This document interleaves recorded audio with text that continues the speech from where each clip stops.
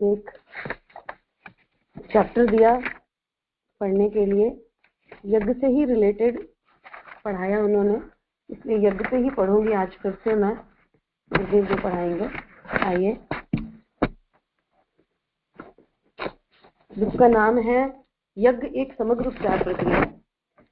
महायज्ञ, आजकल बहुत यज्ञ चल रहे हैं, सहस्त्र कुंडीय यज्ञ, छोटे यज्ञ, बड़े यज्ञ, 108 कुंडीय यज्ञ, बहुत सारे यज्ञ चल रहे हैं। तो कई बार बहुत सारे सवाल होते हैं, बहुत सारी चीजें होती हैं कि इतने बड़े बड़े, हम तो गायत्री परिवार से हैं, हम यज्ञों को समझ गए हैं, लेकिन और भी कई जगहों पे होते हैं, तो उनको ये हम बुक पढ़ा सकते हैं या उनकी जिज्ञासाओं का इसके माध्यम से समाधान कर सकते हैं कि क्यों बड़े यज्ञ और क्यों यज्ञ।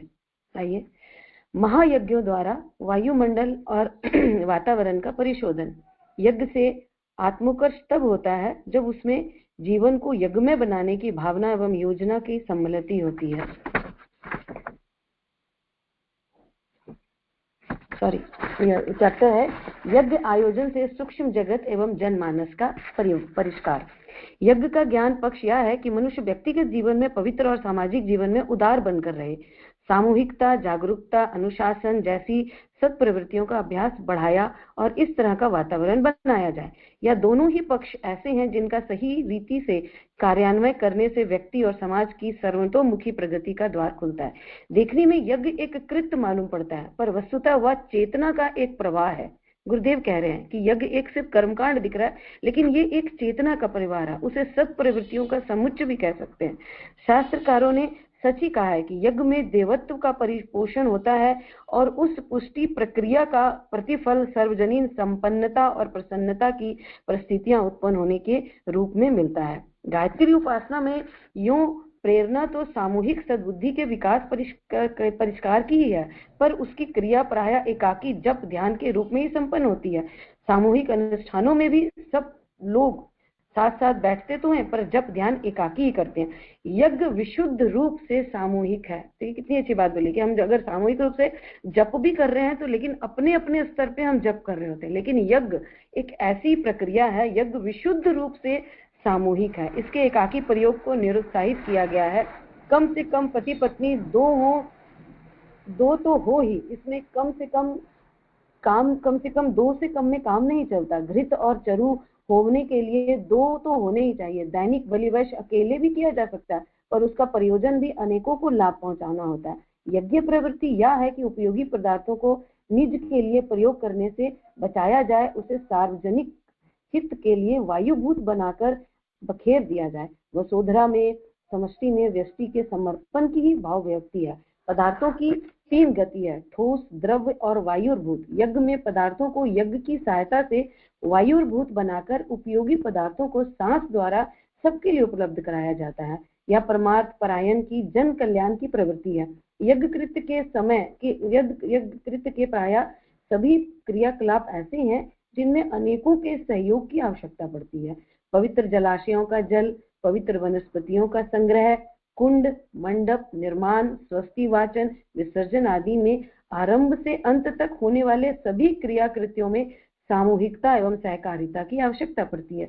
मंत्रोच्चार से लेकर आहुति, दान, परिक्रमा जैसी सभी कृत्यों में सामूहिक क्रियाकृत्य संपन्न होते हैं और एकरूपता, समरसता, अनुशासन पालन है। यज्ञ के इन समस्त क्रियाकलाप का गंभीर पर्यवेक्षण करने पर उसे समाज निष्ठ के प्रशिक्षण का एक उपयोगी ध्रुव केंद्र माना जा सकता है। राष्ट्रीय झंडा विधान में देशभक्ति की भावनाओं को उभारना उद्देश्य है। यज्ञ कृत्य की प्रमुख उपयोगिता देखी जाए तो उसमें सामूहिकता, पवित्रता, उदारता जैसी सत्प्रवृत्तियों के भाव तत्वों का अति महत्वपूर्ण समावेश मिलेगा। इन प्रवृत्तियों की स्थिरता और अभिवृद्धि से ही सर्वतोमुखी प्रगति की आशा की जा सकती है।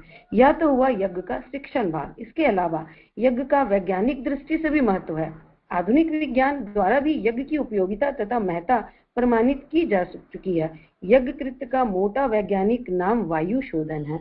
यज्ञ वायु शोधन की दुर्गंध को सुगंध से दबाने की यह प्रक्रिया मनुष्य की सबसे बड़ी खुराक शुद्ध वायु ऑक्सीजन के परिशोधन में महत्वपूर्ण योगदान करती है।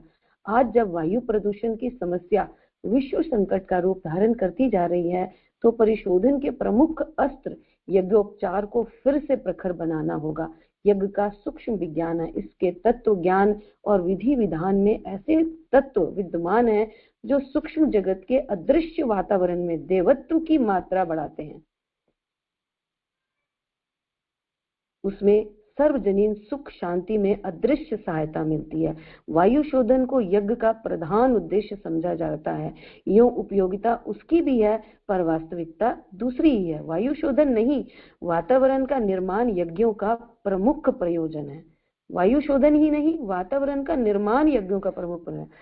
पवित्र वेद मंत्रों का सस्वर उच्चारण विश्व चेतना में पवित्रता के तत्व भरने वाले दिव्य कंपन उत्पन्न करता है।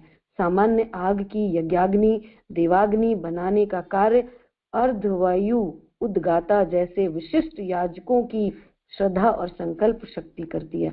पवित्र हवन द्रव्यों के जलने से उत्पन्न हुई ऊर्जा से सूक्ष्म जगत में उपयोगी परिवर्तन होते हैं। एक रूपता, समस्वरता, सहक्रिया की विशिष्ट शक्ति सर्वत्र स्वीकारी जाती है। यज्ञ में ऐसे ऐसे अनेक आधारों का समन्वय है जिनका सम्मिलित प्रभाव वातावरण में ऐसे उपयोगी तत्वों का समावेश करता है जो अविज्ञात रूप से विश्व कल्याण की भूमिका संपन्न करते हैं। आज तो वायु प्रदूषण की ही विभीषिका पर चर्चा होती है। अणुविकिरण, वायु में विषाक्तता, कोलाहल की प्रतिक्रिया पर भी चिंता व्यक्त की जाती है। तत्वदर्शी मनुष्यों को सूक्ष्म वातावरण की चिंता इससे भी अधिक रहती है। वे जानते हैं कि वातावरण का प्रभाव मानवीय तूफानों से भी अधिक सशक्त है। सामान्य जन चेतना उसी प्रभाव में बहती रहती है। किसी समय में युद्धोन्माद उभरते हैं तो हर आदमी पर लड़ाई के प्रति उत्साह छाया रहता है। किसी समय विलासिता की ऐसी लहर आती है कि सर्वत्र राग रंग के ही नजारे दिखने लगते हैं। तरह तरह के फैशन और व्यसन भी किसी समय एक ही स्तर के उभरते हैं और जन सामान्य को अपने साथ घसीटते हैं। इन दोनों व्यक्तिवादी संकीर्णता और प्रत्यक्षवादी भौतिकता का रंग हर किसी पर चढ़ा हुआ है। इसमें विचारशीलता का नहीं, वातावरण के प्रभाव की ही प्रधानता है। जर्मनी और रूस के अधिनायकों ने अपने अपने देशों में पिछले दिनों अपनी रुचि का वातावरण बनाया था। लोक रुचि उसी में ढलती चली गई। स्थूल प्रयत्नों द्वारा प्रचार, प्रलोभन एवं दबाव के आधार पर भी वातावरण बनता है, पर उसमें उत्कृष्टता की मात्रा भरने के लिए अध्यात्म स्तर के उपाय उपचार अपनाने पड़ते हैं। ऐसे प्रयत्नों में यज्ञ की गरिमा सर्वोपरि मानी गई है। देखिए कितनी अच्छी बात गुरुदेव बता रहे हैं कि हम विचारों को, जो आज का विचार एक तरह से एक ही तरह की जब विचारधारा चलती रहती है तो उसे भी यज्ञों के माध्यम से, यज्ञ की श्रृंखलाओं के माध्यम से, छोटे यज्ञ, बड़े यज्ञ, अश्वमेध यज्ञ, इन माध्यमों से उन विचारों को भी हम जो सही विचार नहीं है उनको हटा के सही विचारों की स्थापना हम वातावरण में, पर्यावरण में, सूक्ष्म में कर सकते हैं। इसका प्रत्यक्ष प्रभाव लोक शिक्षण, आरोग्य संवर्धन, प्रजन्य, अभिवर्षण आदि के रूप में दृष्टिगोचर होता है। परोक्ष लाभ इससे कहीं अधिक महत्व का है। वातावरण के परिष्कार की महत्ता यदि समझी जा सके तो उसकी क्षमता और उपयोगिता इतनी बढ़ी चढ़ी है कि उसका अनुमान लग सकना भी कठिन है। प्रत्यक्ष प्रयास का प्रतिफल सीमित क्षेत्र में, स्वल्प मात्रा में और अल्प स्थायी होता है, किंतु यदि वातावरण अनुकूल हो सके तो वह सब कुछ स्वल्प प्रयत्नों से ही सरल और सफल होता चला जाता है। अगर किसी जगह को चेंज करना है, किसी सोच को बदलना है, तो उसके लिए ये वातावरण परिवर्तन यज्ञों के माध्यम से, गायत्री यज्ञ के माध्यम से किस तरह से चेंजेस आ सकते हैं, ये गुरुदेव बता रहे हैं। यदि वातावरण अनुकूल हो सके तो सब कुछ प्रयत्नों से, कुछ स्वल्प प्रयत्नों से ही सरल और सफल होता चला जाता है। हवा के रुख पर नाव चलने, वर्षा आते ही हरियाली उग पड़ने, वसंत में मादकता छाने जैसे असंख्य उदाहरण वातावरण के प्रभाव का परिचय देते हैं। वर्तमान युग में जिस तरह की परिस्थितियां हैं उनमें सुधार लाने और अभिष्ट परिवर्तन के लिए अवरोधक कारणों को दूर करने में ही यज्ञ प्रक्रिया बहुत सहायक सिद्ध हो सकती है। युग की परिस्थितियों में प्रत्यक्ष कारणों का भी बहुत कुछ हाथ है। सामयिक समस्याओं का उपचार भौतिक प्रयत्नों से भी किया जाता है। इतने पर भी यह मानना होगा कि सूक्ष्म वातावरण की अपनी सामर्थ्य है, यानी कि जो सूक्ष्म है, जो बिल्कुल हमें नजर नहीं आता है लेकिन वो हमारी परिस्थितियों पे बहुत गहरा प्रभाव डालता है, उसके वातावरण को उसकी अपनी बहुत बड़ी सामर्थ्य है और वह सर्दी गर्मी की तरह किसी को भी प्रभावित करती है। तत्ववेता जानते हैं कि सत प्रवृत्तियों और दुष्प्रवृत्तियां कभी कभी छूत की बीमारियों की तरह फैलती हैं, घटनाओं की तरह घुमड़ती हैं, तूफानों की तरह उछलती हैं और लोकमानस को अपने साथ इधर से उधर घसीटते फिरती हैं। यह प्रचंडता जब दुष्प्रवृत्तियों के रूप में उभरती है तो सामान्य उपाय उपचार से रोके नहीं जा सकते। हम केस मुकदमा कर लें, हम बहुत सारे सीसीटीवी कैमरे लगा लें, हम बहुत सारी चीजों को अपने चारों तरफ से घेर लें, हम बहुत, फिर भी जो विध्वंसकारी मानसिकताएं हैं, जो विध्वंसकारी सोच है, वो कहीं ना कहीं से आक्रमण कर ही देती है। और उस सोच को अगर हम बदलेंगे तो ये सारी चीजें अगर वो सोच को हम नहीं परिवर्तित करेंगे तो ये सारे सुरक्षा की चीजें भी कहीं ना कहीं फेल हो जाती हैं। लेकिन अगर उस सोच को यानी उस वातावरण को सूक्ष्म के माध्यम से परिवर्तित करने की बात कह रहे हैं गुरुदेव। यह प्रचंडता जब दुष्प्रवृत्तियों के रूप में उभरती है तो सामान्य उपायों से रोके नहीं रुकती। नेताओं के उद्बोधन, कानूनी प्रतिबंध, सुधार के लिए किए गए प्रयत्न एक कोने पर रखे रह जाते हैं और विकृतियां अपनी गति से दिन दुनी रात चौगुनी बढ़ती चली जाती हैं। इस प्रकार जिन दिनों आदर्शवादी सत्प्रवृत्तियों का जोर होता है उन दिनों बिना किसी विशेष प्रयत्न के उत्कृष्टता की गतिविधियां बिना किसी बहुत बड़ी तैयारी और योजना के अनायास ही बढ़ती पनपती चली जाती है। बुद्ध युग में, गांधी युग में जो कुछ भी अद्भुत देखने को मिला उसके पीछे मानवीय प्रयत्नों को उतना श्रेय नहीं है जितना कि अदृश्य वातावरण में काम कर रहे प्रचंड प्रभाव को दिया गया है। युग निर्माण अभियान को चरम लक्ष्य तक पहुंचाने के लिए जहां प्रचारात्मक, रचनात्मक, सुधारात्मक उपाय अपनाने और सरंजाम खड़े करने होंगे, वहां यह भी ध्यान में रखना होगा कि सूक्ष्म जगत की अनुकूलता के लिए प्रयत्न करना इससे भी अधिक महत्वपूर्ण है। अन्यथा मात्र भौतिक प्रयत्नों से ही अवांछनीयता के वर्तमान तूफान को रोक सकना कठिन हो जाएगा। यूं सुधार उपचार करने में शासन तंत्र अपने सामर्थ्य भर बहुत कुछ करता है। सार्वजनिक संस्थाएं और समर्थ व्यक्तियों के निजी प्रयास भी कम उत्साहवर्धक नहीं है। पंचवर्षीय योजनाओं को देखते हुए लगता है कि प्रगति और समृद्धि के दिन दूर नहीं, इतने पर भी परिणाम निराशाजनक ही सामने आते हैं। कानून, पुलिस, अदालत, जेल आदि का सामर्थ्य और खर्चीला तंत्र अपराधों की बाढ़ को रोक सकने में सफल नहीं हो रहा। इस निराशा की छाया में यह विचार करने के लिए विवश होना पड़ता है कि कहीं कोई मौलिक कमी रह गई है जिसके कारण सामर्थ्य का इतना बड़ा नियोजन भी निराशाजनक परिणाम उत्पन्न कर रहा है। वहां फिर वातावरण की बात सामने है और सूझता है कि उसके लिए प्रोपेगेंडा प्रदर्शन पर आधारित आंदोलनों से ही समस्याओं का हल नहीं हो सकेगा। उनकी भी पानी के बुलबुले जैसी दुर्गति होती पग पग देखी जाती है। स्थायी उपायों के रूप में अध्यात्म पर आधारित ऐसे उपचारों को हाथ में लेना होगा जो सूक्ष्म जगत में शालीनता और सृजनशीलता का प्रवाह उत्पन्न कर सकें। इसको फिर से पढ़ती हूँ। स्थायी उपायों के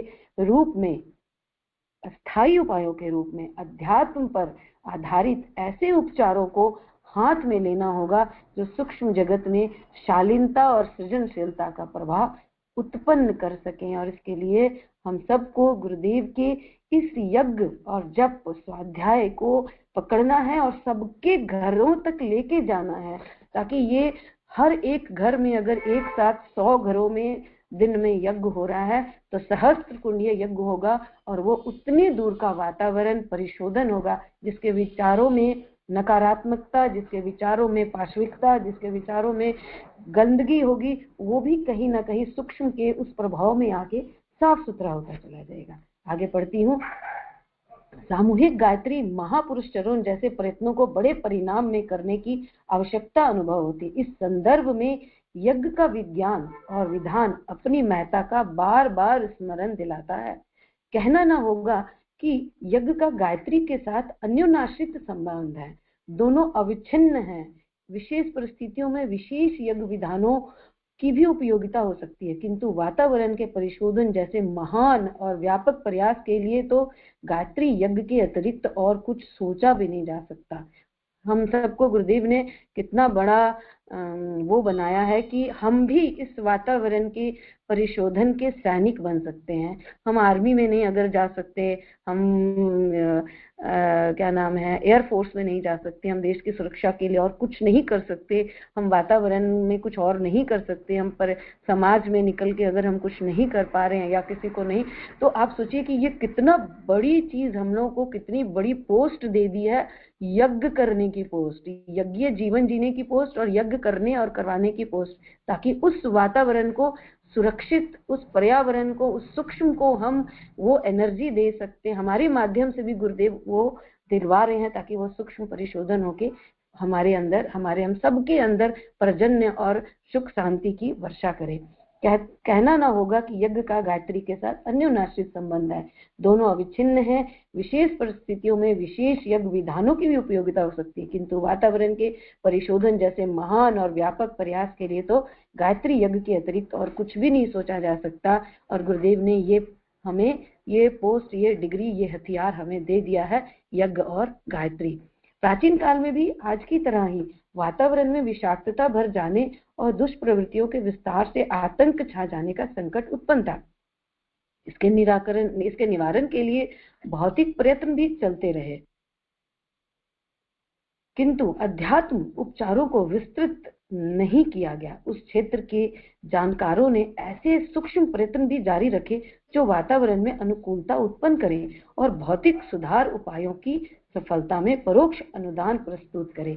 रावण कालीन असुरता से निपटने योग्य वातावरण बनाने के लिए गायत्री के दृष्टा महर्षि विश्वामित्र ने सुविस्तृत यज्ञ किया था। उसकी सफलता एवं सुरक्षा का उत्तरदायित्व भगवान राम लक्ष्मण ने निभाया था। उन्हीं दोनों ने भौतिक प्रयत्न के रूप में लंका विजय का पराक्रम भी किया था। उस सफलता का श्रेय उन्हें किन्हें मिला, महत्व इस बात का नहीं, वरन उसका है कि उस परिवर्तन में सूक्ष्म प्रयासों का कितना योगदान रहा।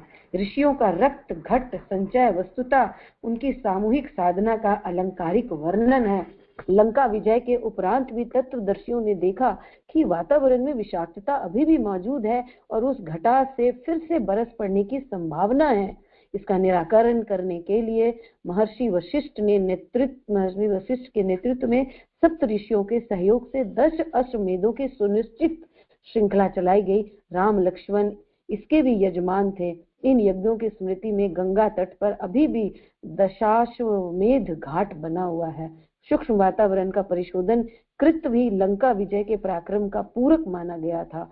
उसके लिए भी विपुल साधन जुटाए गए थे।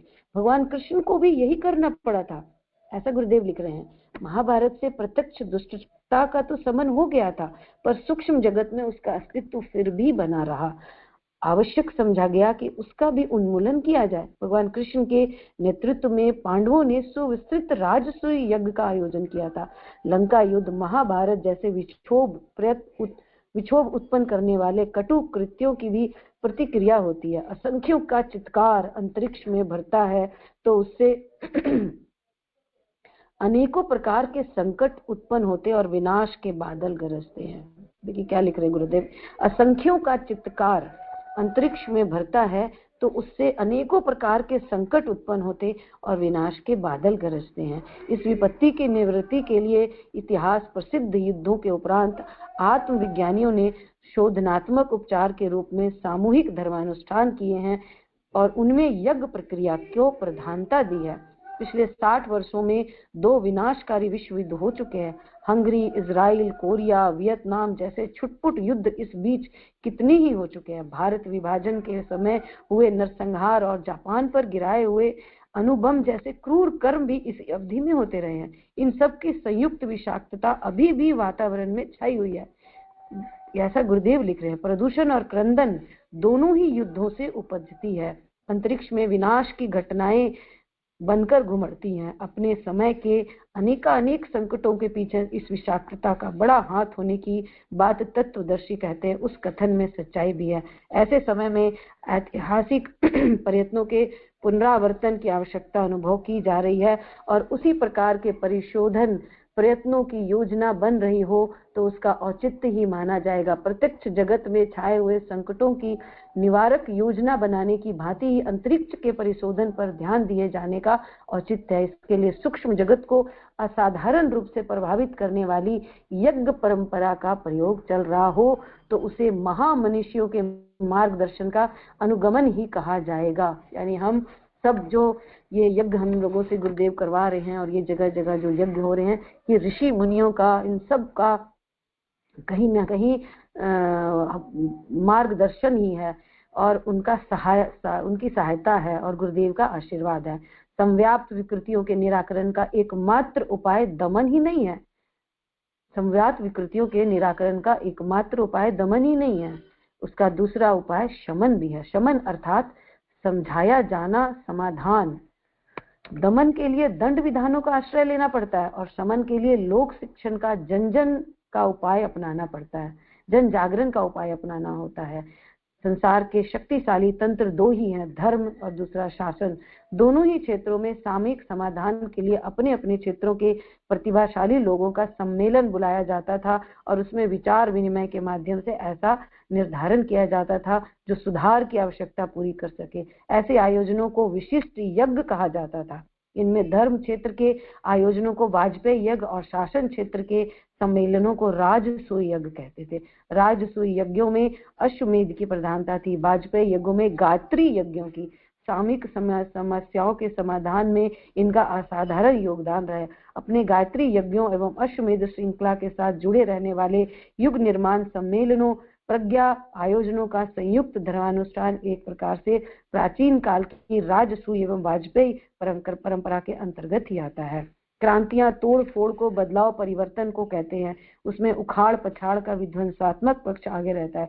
यह मौलिक पक्ष हुआ। आत्मिक पक्ष में सृजन को प्रधान रखना होता है ताकि ध्वंस की आवश्यकता ही ना पड़े। अंधेरे को पीटने की अपेक्षा या अधिक बुद्धिमत्तापूर्ण है कि प्रकाश की व्यवस्था बनाई जाए। जिस युग क्रांति के लिए इन दिनों जो उच्च स्तरीय प्रयास चल रहे हैं उनमें समावेश तो प्रत्यक्षता रचनात्मक कार्यक्रमों का ही रहेगा, पर मूलतः उसे वातावरण परिशोधन की सूक्ष्म प्रक्रिया ही समझा जाना चाहिए। इसमें सृजन मुख्य है, ध्वंस गौण है।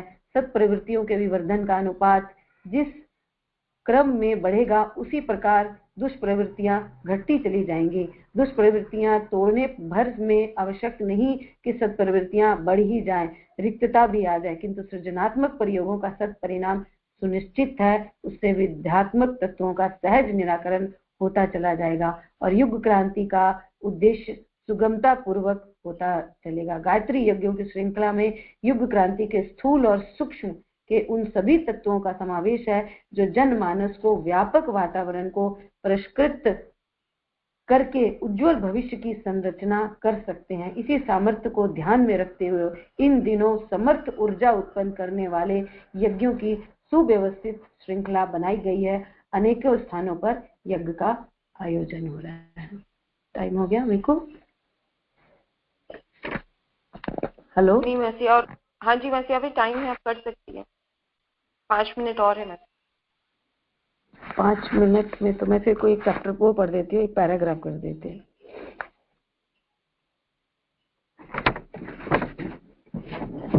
पिछले दिनों एक चैप्टर का ये पढ़ देती हूँ।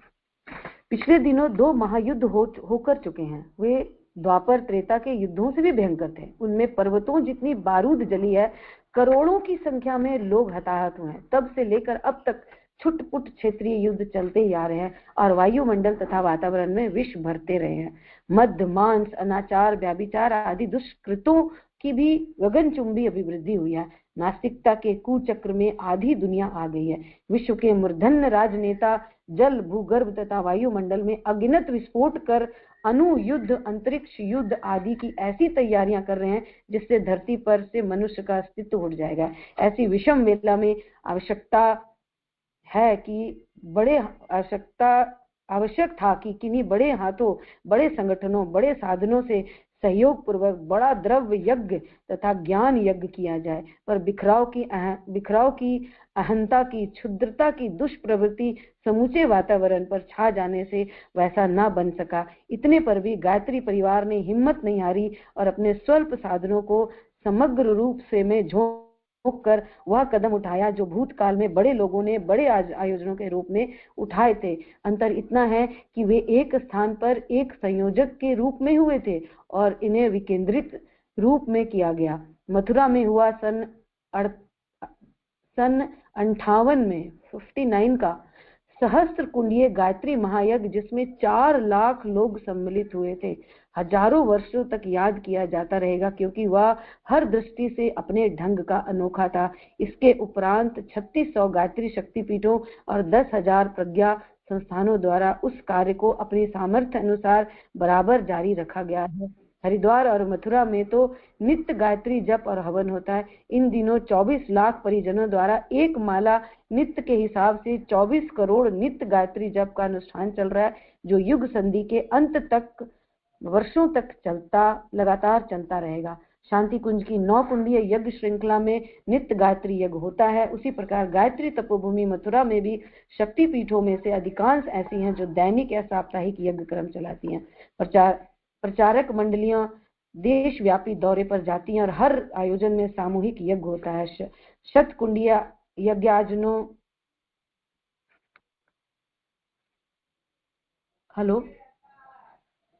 यज्ञाजनों पिछले दिनों देश भर से स्थान स्थान पर हुए हैं। यह विकेंद्रित योजना इसी को यदि केंद्रीकृत और 10-5 दिन में आयोजन के रूप में किया जाए तो त्रेता और द्वापर के यज्ञों की ही समता में जा बैठता, किंतु परिस्थितियों के साथ आवश्यकता का तालमेल बिठाते हुए वातावरण वायुमंडल संशोधन की प्रक्रिया अपनाई गई है और अश्वमेध यज्ञों की युगानुग नई श्रृंखला प्रारंभ की गई है। धन्यवाद। गुरुदेव ने हम सबको फिर से एक बार पढ़ के बार ये गुरुदेव बता रहे हैं कि हम सबको यज्ञ करना चाहिए, छोटा सा ही सहयोग।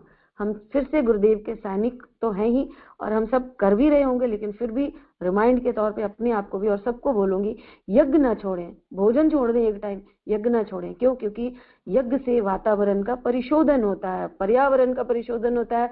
ये जो संसार में अभी बहुत सारी चीजें चल रही हैं नेगेटिव, वो सब चीजों का काट है यज्ञ, उन सब चीजों को। क्योंकि बार बार गुरुदेव एक ही बात कह रहे हैं कि स्थूल रूप से जो प्रयास किए जा रहे हैं वो कुछ दिन तक रहते हैं, कुछ समय, लेकिन जो सूक्ष्म प्रयास होते हैं वो कंटिन्यूटी में रहते हैं और वो बड़े से बड़ा परिवर्तन करने में समर्थ रखते हैं, और इसमें हम भी अपना सहयोग प्रदान करें।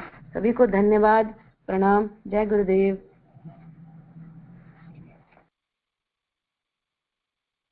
बहुत बहुत धन्यवाद सुनीता मासी, बहुत सही कहा। सबको हवन करना चाहिए घर में।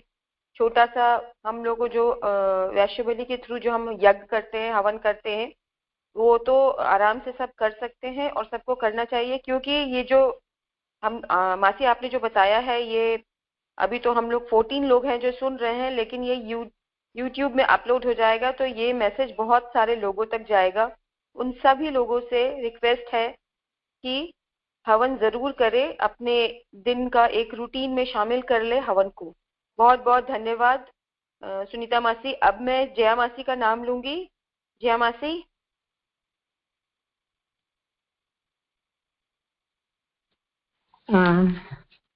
सभी को प्रणाम, जय गुरुदेव। आज मैं गुरुदेव की किताब अखंड ज्योति से पढ़ रही हूँ चैप्टर महाकाल की लीला सहचर। पहले मेरे को बता दो मेरी आवाज आ रही है? हाँ जी मासी, ठीक है आवाज। ठीक है बेटा। महाकाल के लीला सहचर। बाबा जी की आंखें पूरी के मंदिर को देखकर थकती नहीं थी और उनकी आंखों से अश्रुधारा अनवरत बह रही थी। अनायास ही उनकी आंखें मंदिर को देखकर सजल हो उठी थी। भगवान जगन्नाथ की भावना से उद्वेलित उनका हृदय तड़प उठता और यही तड़पन आंखों के माध्यम से अश्रु बनकर उमड़ती थी। मंदिर के अंदर गर्भगृह में भगवान जगन्नाथ, बलभद्र और सुभद्रा की मूर्ति को देखकर वे वहां बच्चों के समान बिलख उठते थे। अनायास ही वहां लौटने लगते थे। उन्हें अपना होश ही नहीं रहता था। जो भक्ति में डूब जाते थे, भला उनको अपनी परवाह कब रहती है। समर्पण की इस पराकाष्ठा में बाबा जी जीते थे। भक्ति की इस दिव्यता से अनभिज्ञ जन उन्हें पागल बाबा के नाम से जानते थे। कोई नहीं जानता था उनके जीवन के बारे में। लोगों के लिए वे एक पागल थे और पागल बाबा के नाम से ही जाने जाते थे।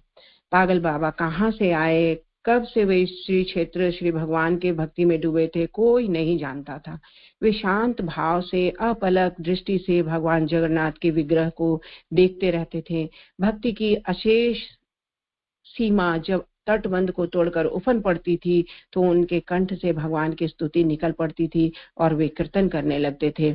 बालकवत वे वहीं लौटने लगते। भक्ति का यह उफान सामान्य मानवीय व्यवहार की मर्यादा की परिधि में नहीं आ पाता है, इसलिए सामान्य जन उन्हें पागल करार दे देते थे। परंतु बाबा के हृदय में भगवान रचे बसे थे, संसार का कहाँ प्रवेश था। पागल बाबा नितांत अकेले व मौन रहते थे। किसी ने उन्हें ना तो भोजन ग्रहण करते हुए देखा और न कहीं एक जगह पर रहते हुए देखा। पागल बाबा एक रहस्य थे। रहस्य को केवल उनके परम आराध्य भगवान जगन्नाथ ही जानते थे। सर्वांग रूपेण एवं सर्वतो भावेन। शेष तो उन्हें ना समझने के कारण उसे पागल ही कह देते थे। कभी कभी उनके पास एक बालक जो श्वेत धोती पहने आता और कंधे पर श्वेत उत्तरीय धारण किए रहता था, माथे पर चंदन का त्रिपुट लगाए रहता था और इस बालक की देह श्याम वर्ण की थी। आंखें बड़ी बड़ी गोल गोल एवं चमकीली थी। गले में तुलसी की माला पहने रहता था, पैरों में खड़ाऊं पहने रहता था। ऐसा दिव्य बालक जिसे देखकर कोई भी मुग्ध हो उठे, ऐसा मन मुग्ध कर दे। उनके अधरों पर एक दिव्य एवं मधुर स्मित मुस्कान बिखरी रहती थी। पागल बाबा के पास वह तभी आता था जब उनके पास कोई नहीं रहता था या भीड़ नहीं रहती थी। वह श्याम वर्ण बालक कभी कभी बाबा को तुलसी जल पिलाता था तो कभी भोग लगाता था। बाबा अश्रुपूरित नेत्रों से उसे परम प्रसाद मानकर सहर्ष ग्रहण कर लेते थे। वह बालक पागल बाबा को अपने हाथों से खिलाता था, उनके हाथों से उनका मुख प्रक्षालन करता था और पता नहीं कहाँ गायब हो जाता था, विलुप्त हो जाता था। पागल बाबा और बालक बड़े ही रहस्यमय थे। इस दुर्लभ दृश्य को कम ही लोगों ने देखा था, लेकिन इसकी चर्चा सबकी जुबान पर रहती थी कि जैसे कि इस दृश्य के वे भी प्रत्यक्षदर्शी रहे हों। एक दिन पागल बाबा पता नहीं किससे बातें कर रहे थे। शून्य आकाश की ओर ताकते हुए बोल रहे थे, हे प्रभु, आपके श्री क्षेत्र में आपके बड़े बड़े भक्त आए, माधवाचार्य आए, रामानुजाचार्य आए, निम्बिकाचार्य आए, श्रीमद बल्लुकाचार्य आए, गुरु नानक, कबीर एवं तुलसी आए।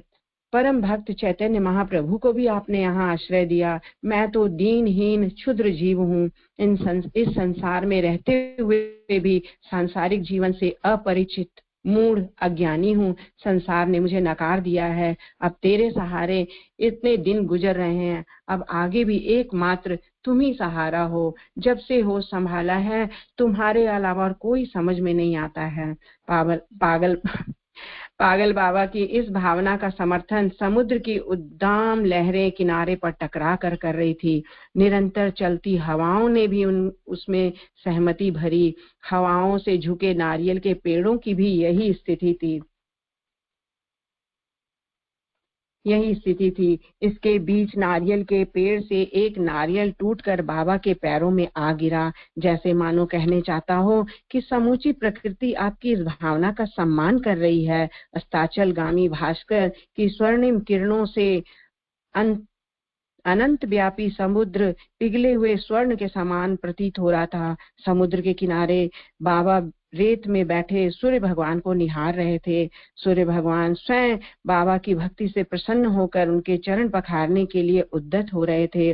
समुद्र की लहरों में श्वेत फेन सूर्य की किरणों से सराबोर होकर स्वर्णिम लग रहे थे। इसकी घर घर नाद से बाबा के अंतस में भावना और भी विगलित हो उठी थी। इसी बीच श्याम वर्ण व दिव्य बालक मधुर व्यंजनों एवं फलों से सज्जित स्वर्ण थाल लेकर अचानक प्रकट हो गया।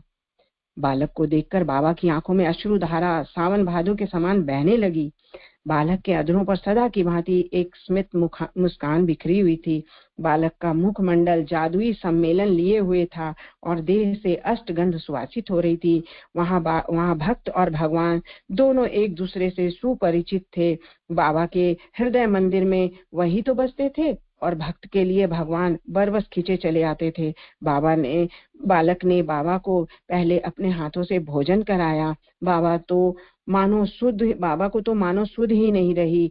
अपने इष्ट के इस व्यंजन से न केवल उनका उदर ही तृप्त हो रहा था, बल्कि मन एवं आत्मा भी तुष्ट और पुष्ट हो रही थी। भोजन कराने के बाद बालक ने बाबा से कहा, आप विगत कितने वर्षों से जिस महत्वपूर्ण क्षण की प्रतीक्षा कर रहे हैं, वह आज आ गया है। मुझे यह संदेश देने के लिए कहा गया है, जिसके लिए आप वर्षों से भगवान जगन्नाथ से गुहार लगा रहे थे। बाबा के चेहरे पर मुस्कान आ गई। उन्होंने कौतूहल भरी दृष्टि से बालक की ओर देखा। अब बालक के मुख में के भाव भी गंभीर हो गए। बोला, थोड़ा रुक कर वह बोला, बाबा, यह समय ही संक्रमण एवं उथल पुथल भरा है। वर्तमान समय में भावनाओं के प्रदूषण एवं विचारों की नकारात्मकता सघन से सघनतम हो गई है, और इस कारण से असुरता ने समस्त सृष्टि में अनंत आतंक एवं अनाचार का जाल फैला रखा है। समूची धरती पर असुरों ने अंधकारमय वातावरण बना दिया है। जब तक इस अंधेरे को नहीं मिटाया जाएगा, तब तक सृष्टि में मानवता पीड़ित और परेशान ही रहेगी। अब वह घड़ी आ पहुंची है जब भगवान महाकाल एवं उनके लीला सहचरों को असुरों से संघर्ष करना है। यह संघर्ष अति कठिन, रोमांचक और लोमहर्षक हुआ। इस संघर्ष में आपकी भूमिका अति महत्वपूर्ण है। आपको इस प्रकार भगवान की भक्ति करते हुए अपने तप से इस अंधेरे को तोड़ना होगा। उस दिव्य बालक ने आगे कहा, अंधेरों को तोड़ने के लिए, भगवान के अवतरण के लिए आपको सामान्य जनों को भी सजग एवं सचेत करना होगा। वे अपनी जीवन शैली, जीवन की रीति नीति को ऐसा बनाएं कि उनका जीवन ईश्वर की ओर उन्मुख हो। कोई प्रत्यक्ष एवं परोक्ष में असुरों का सहयोग या सहभागी न बने। इस कार्य में जितनी तत्परता होगी, धरती की कक्षा में अंधेरा उतना ही शीघ्र टूटेगा। महाकाल इसका सूत्र संचालन स्वयं करेंगे और उनके देवदूत इस कार्य को गति देने के लिए इस धरती पर अवतरित होकर इस कार्य को और भी गति प्रदान करेंगे। यही मेरा संदेश है आपके लिए। अब मेरा कार्य समाप्त हो गया। शेष मार्गदर्शन महाकाल के दूत एवं उनके ही अंशों के द्वारा समय समय पर आपको यह प्राप्त होता रहेगा। इतना कहकर वह दिव्य भगवान अंतर ध्यान हो गए। पागल बाबा को भी उनकी भूमिका स्पष्ट हो चुकी थी। अब तक तो वे इसी भगवत संदेश की प्रतीक्षा ही कर रहे थे। वह दिव्य बालक और कोई नहीं बल्कि सुदर्शन चक्रधारी भगवान माधव भगवान श्री कृष्ण थे, जो महर्षिगण उनसे परा और पश्यंती में वार्तालाप किया करते थे, आज उनसे पागल बाबा बैखरी वाणी में निर्देश दे रहे थे। बाबा की प्रसन्नता एवं आनंद समुद्र के समान अथाह एवं सघन हो गई। उनकी इस भूमिका में स्वयं वे, उनके इष्ट एवं महाकाल के देवदूतों के अलावा कोई परिचित नहीं था और हो भी नहीं सकता। ऐसी सामान्य जीवन में कोई इतना असाधारण एवं अद्भुत कर सकता है, इसका पता भला कैसे किसी को हो सकता है, और इसका पता किसी को होना भी नहीं चाहिए। इस घटना के पश्चात बाबा एक रहस्य के समान अचानक प्रकट हुए थे और अचानक ही विलुप्त हो गए, परंतु उन्हें अपनी भूमिका का संपादन करने के लिए ही ऐसा करना था। सभी को प्रणाम। जय गुरुदेव।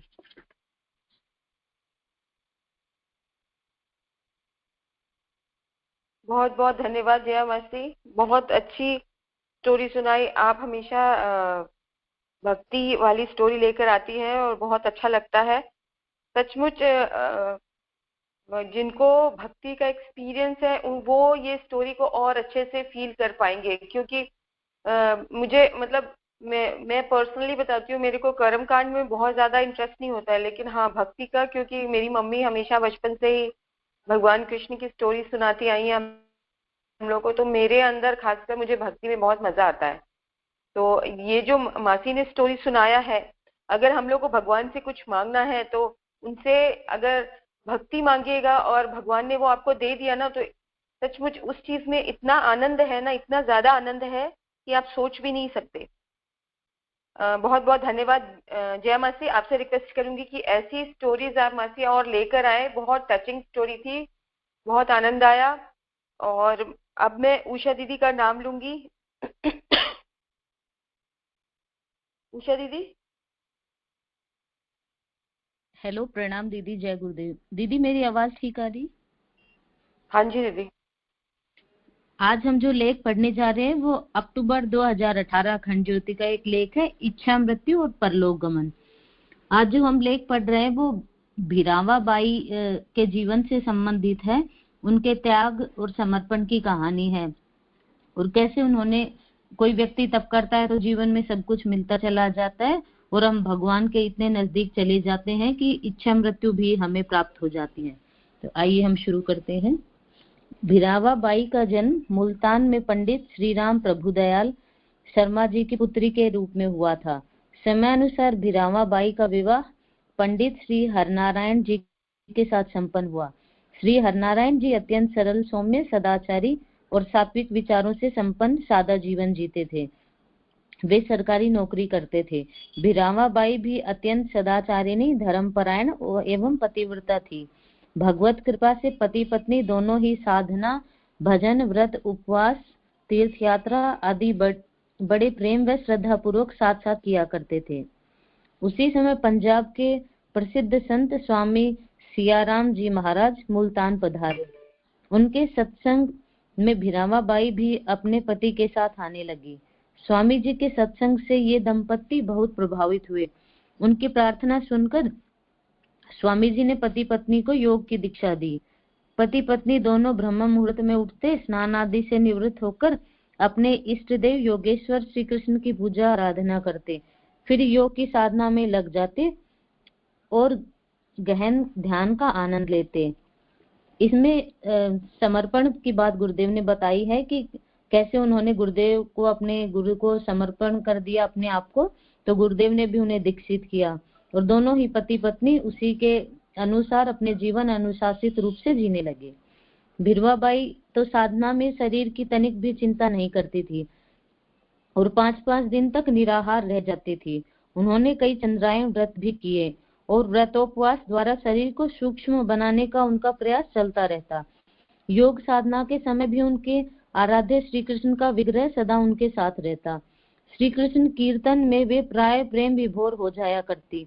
योग साधना तथा श्री कृष्ण भक्ति के साथ साथ वे पति सेवा में भी चूक नहीं होने देती थी। जब हम गुरु को समर्पण करते हैं तो गुरु भी हमें अपने सारे शरीर की तकलीफों से दूर रखते हैं और हम अपने आप को भी भूल जाते हैं। जैसे मीराबाई ने अपने आप को भगवान के सामने समर्पित किया था तो वो जहर का प्याला भी हंसते हंसते पी गई थी और भगवान ने भी उनकी पूर्ण रक्षा करी और उनको कोई कष्ट नहीं होने दिया। पति की सेवा शुश्रूषा से वे दज्जित होकर किया करती थी। उनका आहार सदा सात्विक होता था एवं लहसुन प्याज आदि का वे स्पर्श भी नहीं किया करती थी। कुएं का जल भी अपने हाथ से ही निकाल कर लाती थी। रसोई स्वयं बनाती और आराध्य को भोग लगाकर पति को खिलाती। उसके अनंतर स्वयं प्रसाद ग्रहण करती। अपने जीवन में उन्होंने कभी उपवास नहीं छोड़ा। रेल की यात्रा में भी वे निर्जला उपवास कर लेती और यात्रा पूरी हो जाने पर स्नान करती। कभी स्वास्थ्य संबंधी समस्याएं हो जाती तो सिर्फ आयुर्वेदिक एवं प्राकृतिक औषधियां ही लिया करती थी। इनके पुत्र श्री कृष्णानंद जी कथा कीर्तन द्वारा सनातन धर्म का प्रचार करते थे। इनके दूसरे पुत्र श्री चंद्रमणि जी रेलवे की नौकरी करते थे। इस प्रकार पूरा परिवार खुशहाल था। भीरामा बाई नियमित रूप से गायत्री मंत्र का जप किया करती थी। जप किए बिना वे अन्न ग्रहण भी नहीं करती थी। अस्तु उनके पुत्र भी नियमित रूप से गायत्री मंत्र का जप करते थे। रेलवे में नौकरी करने वाले उनके पुत्र रिश्वत को पाप समझते थे। उनकी शुद्ध ईमान व धर्म की कमाई थी। इस कारण भीरवा बाई अपने पुत्र से जीवन निर्वाह के लिए केवल 5 रुपए लेती थी। एक बार उनके पुत्र श्री चंद्रमणि जी ने 25 रुपए भेजे पर बाई जी ने उन्हें वापस कर दिया। बोली, मुझे 5 रुपए में ही जीवन निर्वाह करना है। बाई जी अपने यहाँ प्रतिदिन संध्या समय पास पड़ोस की बहनों के साथ श्री भगवान मान कीर्तन करती थी एवं सत्संग किया करती थी। वे बहनों को त्याग एवं तपपूर्ण जीवन जीने की प्रेरणा देती थी। वे सत्संग में बहनों से कहती, जिन्हें यमदूतों एवं नारकीय यंत्रणाओं से बचना है और जिन्हें अपना लोक परलोक सफल बनाना है, उन्हें श्री भगवान की भक्ति करनी चाहिए। भगवान की भक्ति में अद्भुत आनंद है।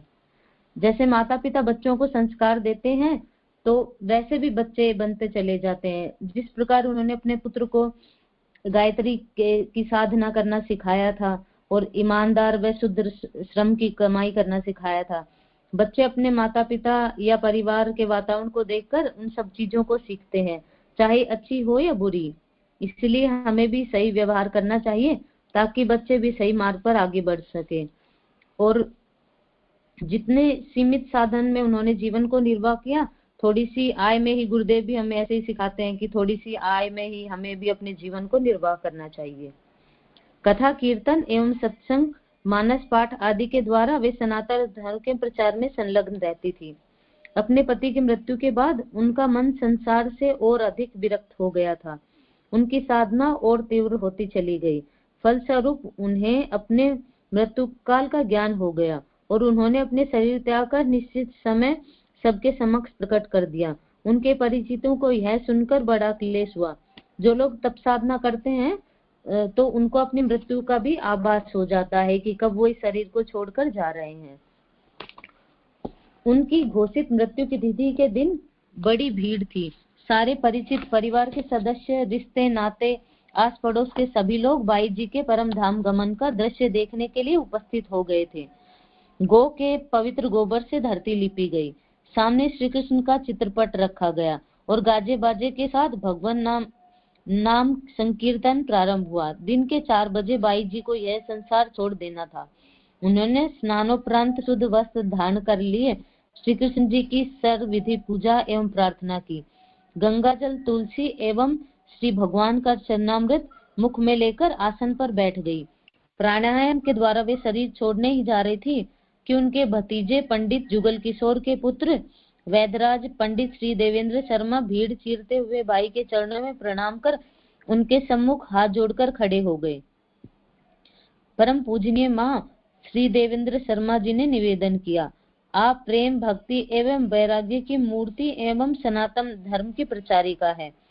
फिर ऐसा धर्म विरुद्ध आचरण क्यों? धर्म विरुद्ध आचरण कैसा बेटा? बाई जी ने पूछा। पंडित देवेंद्र शर्मा शास्त्रज्ञ थे। वे बोले, माँ आप परम योगिनी होकर भी दक्षिणायन में शरीर त्याग कर रही है, यह शास्त्र सम्मत नहीं है। आप उत्तरायण में परम धाम गमन करें। बाई जी ने कहा, तुम्हारी बात तो उचित है पुत्र, पर अब मुझे जाने दो। अब मुझे स्वयं अपने हाथ से पानी लाने में बड़ा कष्ट होता है, शरीर साथ नहीं देता। वो कितनी बुजुर्ग हो गई थी, फिर भी वो सारा काम अपने हाथ से ही करती थी। इसीलिए उन्होंने इच्छा मृत्यु से अपने शरीर को त्यागने का निर्णय किया। शास्त्री देवेंद्र जी बोले, उत्तरायण के आने में कुछ 1 माह 8 दिन की देर है। इतने दिन कुएं से पानी लाने आदि की सेवा में मैं स्वयं करूंगा। इतने दिन आप कृपा पूर्वक हम लोगों को अपने पवित्र सत्संग एवं सेवा से लाभ उठाने का अवसर प्रदान करें। यह सुन वे बोली, अच्छा जाओ, अब मैं 1 माह 8 दिन के बाद आऊंगी। सबको लगा कि माताजी मृत्यु को इतने दिनों के लिए विदा कर रही हैं। सबने जय जयकार कर दी। साधना में इतनी बड़ी शक्ति होती है कि लोग अपनी मृत्यु तक का मुंह मोड़ देते हैं, पर यह सब त्याग और समर्पण के बल पर ही होता है। जो लोग अपना जीवन शुरू से ही समर्पित कर देते हैं गुरु को, तो उनके ही अनुसार चलते हैं, तभी ऐसा संभव होता है। अनासक्त चित्त, वैरागी भाव, भगवत प्रेम, गोसेवा एवं तब्बल से माताजी ने आई हुई मृत्यु को वापस कर दिया, किंतु उनके कथनानुसार उनका शरीर अधिक दुर्बल और अशक्त हो गया। उनकी सेवा में श्री देवेंद्र शर्मा शास्त्री और बाई जी की बड़ी पुत्री कुसाबाई रहने लगी। कुएं से पानी लाने से लेकर सारा सेवा कार्य ये लोग करते। शरीर त्याग के 4-5 दिनों पूर्व समीप के गांव के एक सज्जन पधारे और बाई जी के पुत्र श्री कृष्णानंद जी ने उन्हें उसी दिन गौशाला के उत्सव पर भाषण देने के लिए निवेदन किया। जिस दिन माताजी अपने भौतिक शरीर को छोड़ने वाली थी, उस दिन उन्होंने कथा कहने में अपनी असमर्थता प्रकट की। वे सज्जन बाई जी के पास पहुंचे और बोले, माँ उसी दिन जिस दिन आप सदा के लिए यहाँ से पधारने वाली हैं, गौशाला का उत्सव है। आपके पुत्र के भाषण न करने से हजारों रुपए की होने वाली आय मारी जाएगी और गायें भूखे मरेंगी। बाई जी ने अपने पुत्र से कहा, बेटा तुझे भाषण देने अवश्य जाना चाहिए। गौ माता भूखे मरेंगी तो बड़ा पाप होगा। तू मेरी चिंता न कर और अवश्य जाना। माता जी की आज्ञानुसार श्री कृष्णानंद जी उस उत्सव में चले गए। उधर नियत समय पर बाई जी ने स्नान पूजन से निवृत्त होकर शुद्ध वस्त्र धारण किए, गंगा जल तथा तुलसी दल मुख में लिया और गोबर से लीपी भूमि पर बिछे कुशासन पर बैठकर उपस्थित जन समुदाय के द्वारा भगवान नाम संकीर्तन सुनने एवं भगवान नाम लेते हुए शरीर त्याग दिया। पूरा जन समूह बाई जी की जय जयकार करने लगा। बाई जी की अर्थी का जुलूस सा निकाला।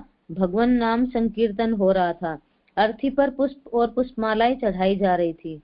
यह घटना सन 1945 ईस्वी की देखी हुई वह सर्वथा सत्य है और इस सत्य का प्रमाण है कि यदि ईश्वरनिष्ठ जीवन हो तो मृत्यु समय स्वेच्छा से ही होती है। और यह सही घटना बताई गई है कि जो व्यक्ति त्याग करता है तो भगवान भी उनको पूरा आशीर्वाद देते हैं।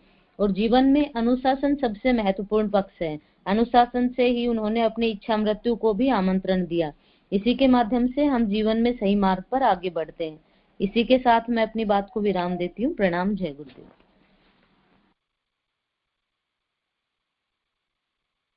बहुत बहुत धन्यवाद उषा दीदी, बहुत सही बोला। लाइफ में डिसिप्लिन, अनुशासन बहुत ज्यादा जरूरी है। अगर आपको लाइफ में कुछ अचीव करना है तो जो अनुशासन गुरुदेव ने सिखाया है उसको फॉलो करना बहुत जरूरी है। और त्याग की भावना भी अंदर बहुत होनी चाहिए, क्योंकि जब तक त्याग, गुरुदेव यही कहते हैं कि हम लोग जब शांति कुंज में जब भी जाते हैं तो बोलते हैं अपनी जो भी बुराइयां हैं, जो आपको मतलब जो आपको भटकाती है उस चीज को छोड़िए।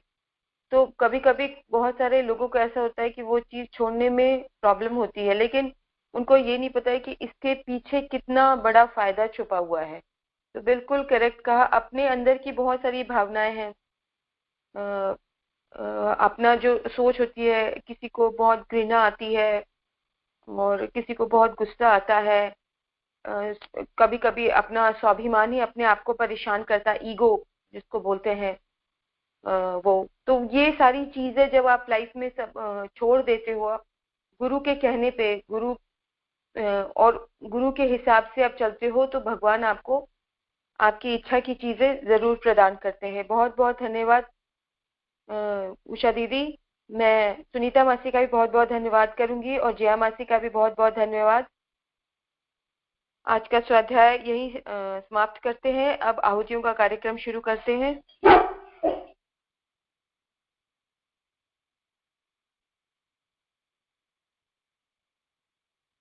गायत्री महामंत्र की 5 मंत्राहुति और महामृत्युंजय मंत्र की 5 मंत्राहुति से। ओम भूर्भुवः स्वः तत्सवितुर्वरेण्यं भर्गो देवस्य धीमहि धियो यो नः प्रचोदयात् स्वाहा। इदं गायत्री इदं न मम। ओम भूर्भुवः स्वः तत्सवितुर्वरेण्यं भर्गो देवस्य धीमहि धियो यो नः प्रचोदयात् स्वाहा। इदं गायत्री इदं न मम। ओम भूर्भुवः स्वः तत्सवितुर्वरेण्यं भर्गो देवस्य धीमहि धियो यो नः प्रचोदयात् स्वाहा। इदं गायत्री इदं न मम।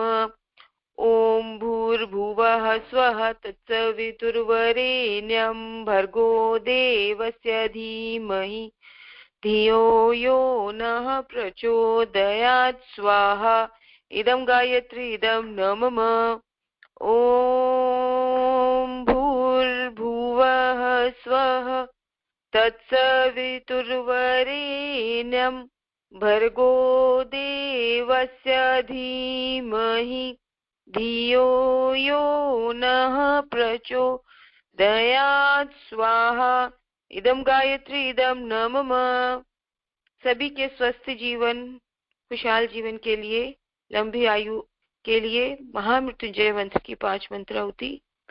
ओम त्र्यंबकं यजामहे सुगंधिं पुष्टिवर्धनम् उर्वारुकमिव वन्दनान् मृत्योर्मुक्षीमामृतात् स्वाहा। इदं महामृत्युंजय इदं न मम। ॐ त्र्यम्बकं यजामहे सुगन्धिं पुष्टिवर्धनम् उर्वारुकमिव बन्धनान् मृत्योर्मुक्षीमामृतात् स्वाहा इदं महामृत्युञ्जय इदं न मम ॐ त्र्यम्बकं यजामहे सुगन्धिं पुष्टिवर्धनम् उर्वारुकमिव बन्धनान् मृत्योर्मुक्षीमामृतात् स्वाहा इदं महामृत्युञ्जय इदं न मम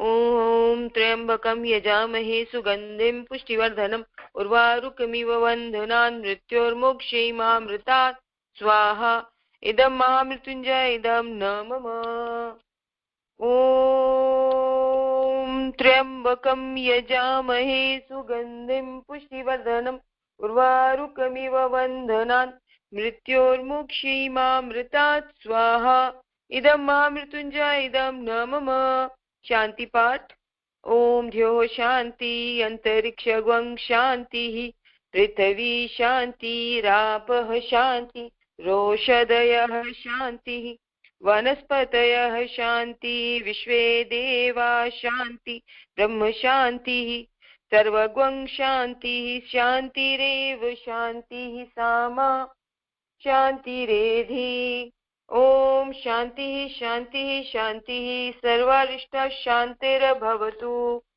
सभी लोग 1:30 बजे ज्योति अवतरण साधना में 5:40 गायत्री चालीसा 6 बजे नाद योग में अवश्य आएगा। सभी का बहुत बहुत धन्यवाद। सभी को प्रणाम।